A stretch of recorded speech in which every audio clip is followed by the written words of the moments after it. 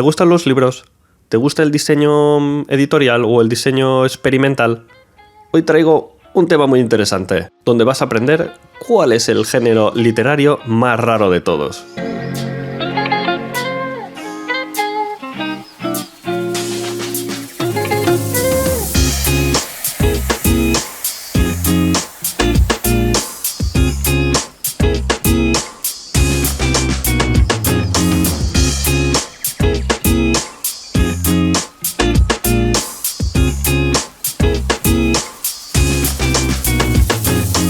Hola, frikis del diseño, ¿cómo estáis? Esto es Chensio, Asuntos Gráficos, un podcast sobre diseño gráfico y tipografía dirigido y producido por Carlos Asencio.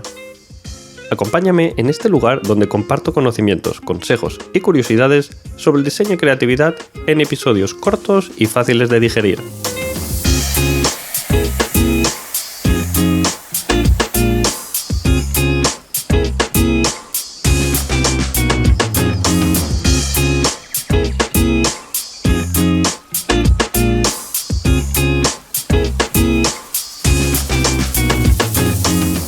A mí me encantan los libros, y si tú estás escuchando esto, estoy seguro de que también.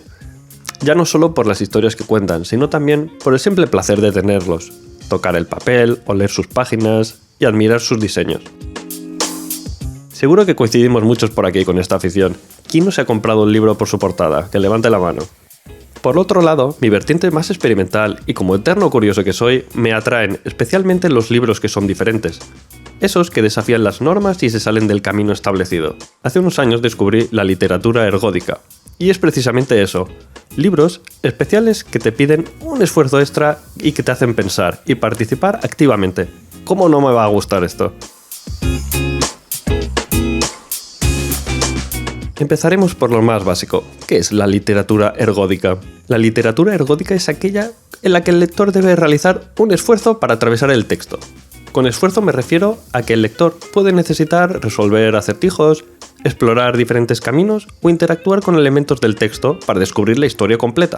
El término ergódico proviene del griego ergon, que significa trabajo, y odos, camino, lo que sugiere que la interacción del lector con el texto requiere un trabajo, un esfuerzo. Es un tipo de narrativa que desafía las convenciones tradicionales de la lectura.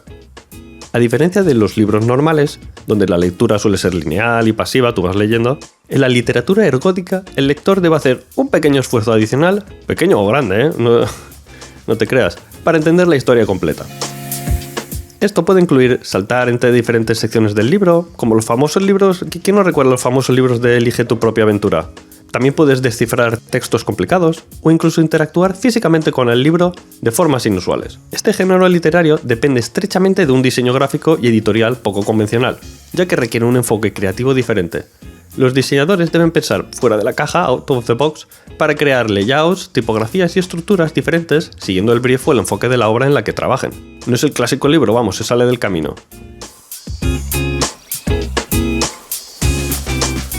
Pero vayamos a los orígenes y los primeros ejemplos. La literatura ergódica es un concepto relativamente nuevo en la teoría literaria. Fue introducido por Espen J. Aarseth en su obra Cybertext, Perspectives on Ergodic Literature, de 1997, tampoco hace tanto. Aarseth es un académico noruego especializado en los campos de los estudios de videojuegos y la literatura electrónica. Él fue el primero en acuñar este término, y define la literatura ergódica como aquella que requiere un esfuerzo no trivial por parte del lector para navegar y construir el significado del texto. Aunque el término en sí es reciente, las raíces de la literatura ergódica se encuentran en prácticas y teorías literarias que se remontan mucho más atrás en la historia. Un ejemplo temprano podría ser el I Ching, un antiguo texto oracular chino que data aproximadamente del 1122 o el 770 a.C. Es un famoso texto que se compone de símbolos, o hexagramas creo que se llaman, obtenidos mediante una tirada de monedas, que se combinan entre ellos y te produce uno de los 4.096 textos posibles, requiriendo una participación activa del lector para interpretar el resultado. Es como un oráculo, tú tiras unas monedas, interpretas unos símbolos que van linkados a esas monedas, a esa tirada, y entonces te sale un posible texto. Como podéis ver, esto forma parte de la literatura ergódica ya que tú estás creando el resultado. Otro ejemplo que he encontrado es el Satyricon de Petronio, una obra del siglo I, que aunque fragmentada, utilizaba técnicas narrativas que demandaban una participación activa del lector para reconstruir la historia. Ya en la Edad Media, textos como El libro de los juegos, de Alfonso X el Sabio, datado de 1283, explora estrategias de ajedrez, alquerque y dados, y también presenta unas características ergódicas donde el lector debe interpretar y aplicar ciertas reglas para comprender su contenido. Un concepto así potente que me he encontrado investigando es la muerte del autor. Un concepto fundamental en la teoría literaria relacionado con la literatura ergódica. Fue propuesto por Roland Barthes en su ensayo de 1968. Según esta idea, el autor ya no es el centro absoluto de la interpretación literaria. La obra no pertenece exclusivamente al autor, sino que se libera para que el lector la active y le dé el significado que crea. El lector, por tanto, se convierte en un creador activo al interpretar y recrear la obra según su experiencia y contexto. Otro concepto relacionado con la literatura ergódica son los cibertextos. La evolución de la tecnología digital en el siglo XX ha abierto nuevas posibilidades para la literatura ergódica a través de los cibertextos. En estos textos, como Afternoon a Story de Michael Joyce de 1987, permiten a los lectores interactuar con el texto de maneras no lineales, eligiendo tu propio camino a través de la narrativa. Esto marca un punto de inflexión en cómo se entiende la relación entre el lector y el texto, alineándose con los principios ergódicos establecidos anteriormente por Arseth. Y ahora que tienes un poco de contexto de qué es la literatura ergódica y de dónde viene, vamos a lo que nos gusta. A ver, ¿cómo afecta el diseño a la forma en la que leemos? Pues es una pregunta obvia, ya que el diseño en este caso concreto, el diseño editorial influye significativamente en nuestra experiencia de lectura. Como si de un producto digital se tratase, un libro también tiene UI y UX, y depende de cómo diseñes un libro, puedes potenciarlo o hacer que sea ilegible e impracticable.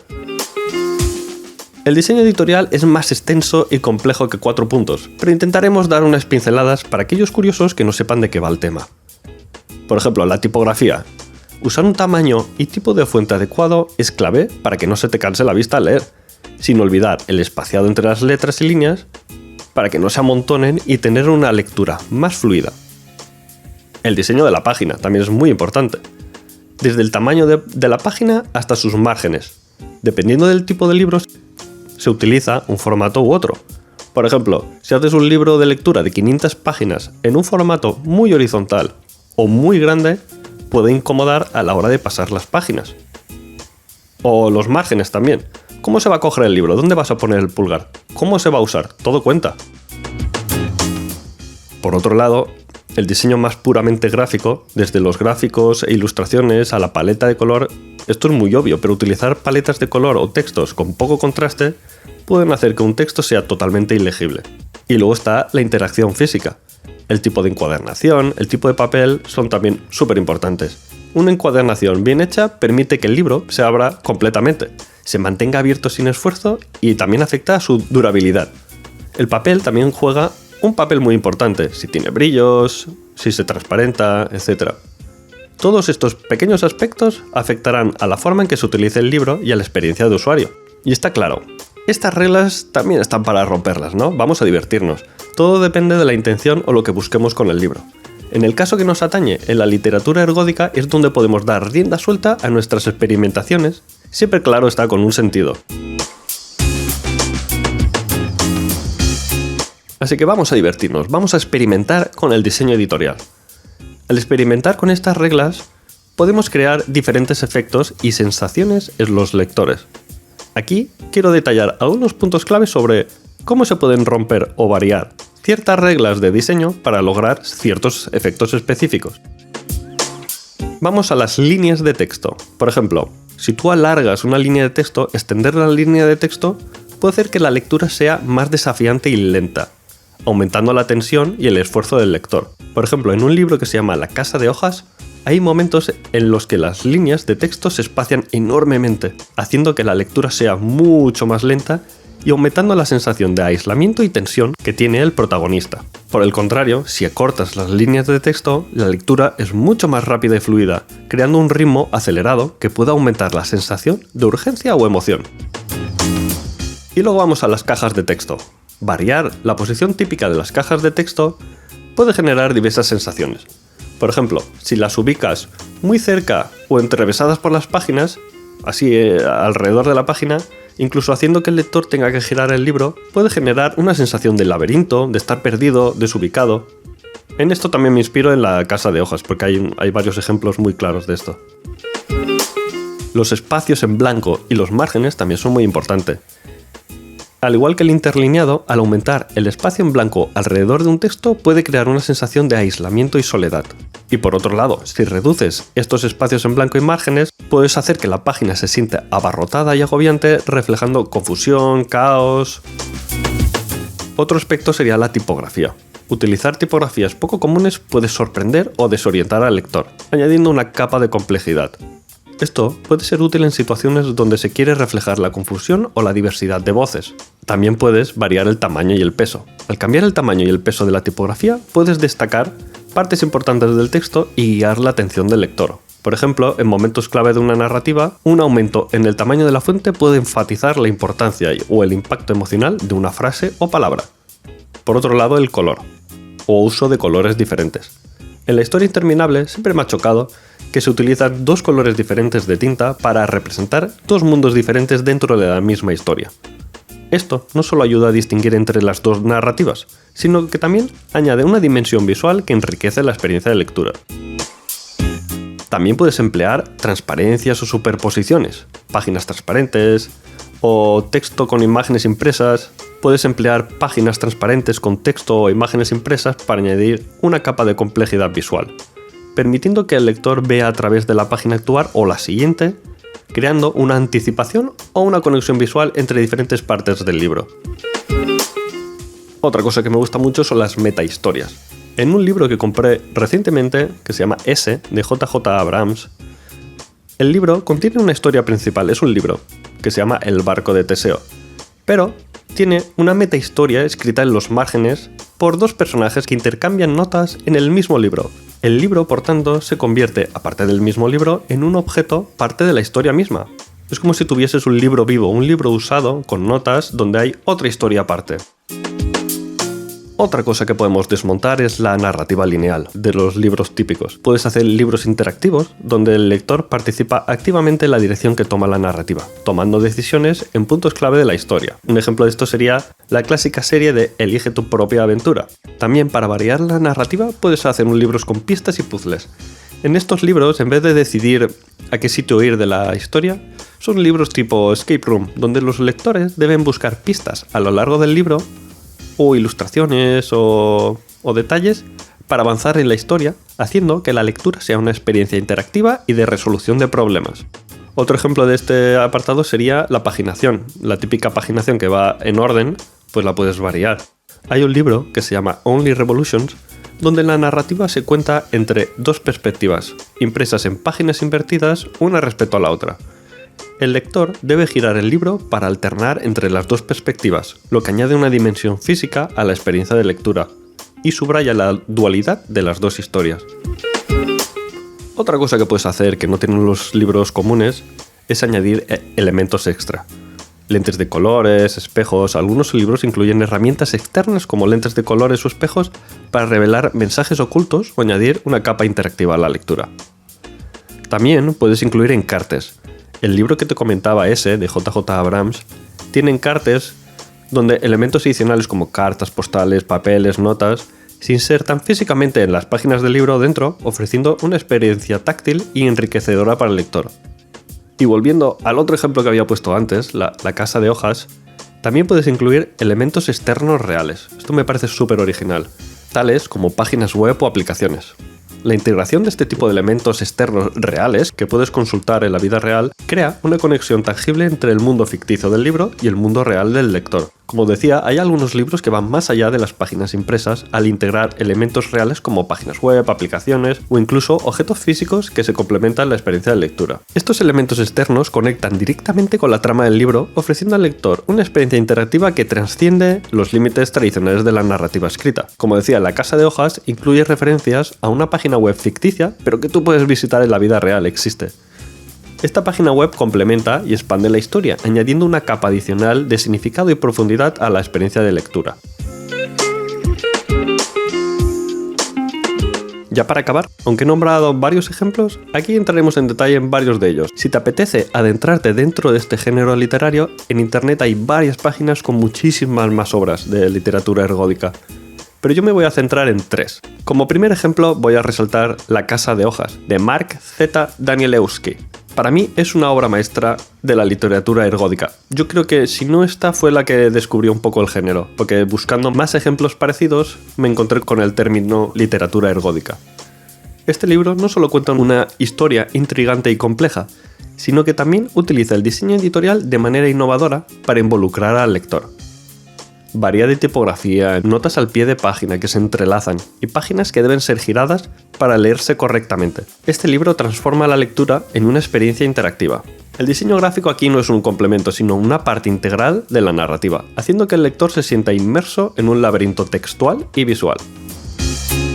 El segundo libro que quería destacar es un libro precioso que creo que ya está descatalogado. Yo conseguí hacerme con una copia, que es S de JJ Abrams. Es una novela de 2013 concebida por JJ Abrams y escrita por Doug Dorst. Este libro es una experiencia literaria única que combina una narrativa intrincada con elementos físicos, encartes y notas que desafían las convenciones tradicionales de lectura.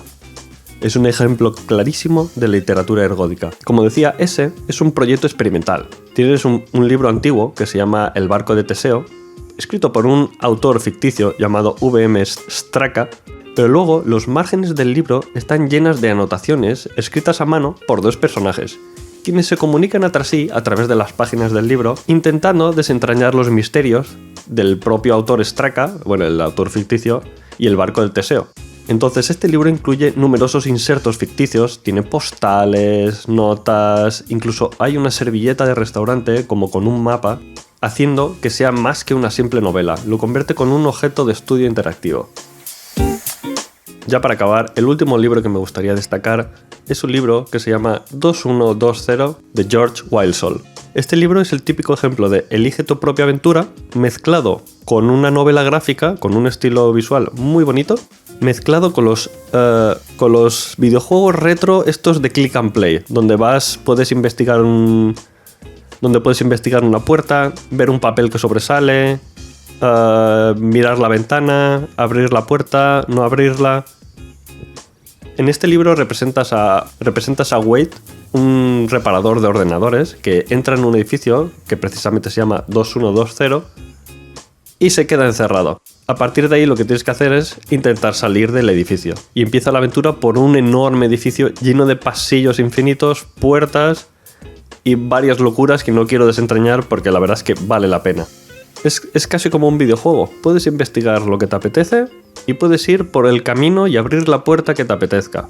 Es la verdad, y la verdad es que luego acabas devorándolo viendo todas las historias y posibles caminos que podías haber tomado, y la verdad es que desde la ilustración, que es genial, a la historia, que es muy loca, me parece un libro súper recomendable.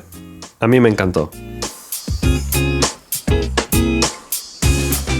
Y por hoy lo dejamos aquí. Espero que hayas aprendido qué es la literatura ergódica y te atrevas a romper un poco las barreras del diseño convencional. Te recuerdo que puedes visitar mi página web en chensio.com, donde puedes ver todos los ejemplos que he nombrado en este capítulo del podcast y para obtener más información. Y que puedes seguirme la pista en redes sociales buscándome como Chensio. Y no olvides suscribirte para no perderte los próximos episodios. Gracias por escucharnos. Espero que tengas un feliz día. Se despide de ti Carlos Asencio y hasta el próximo episodio. ¡Un saludo!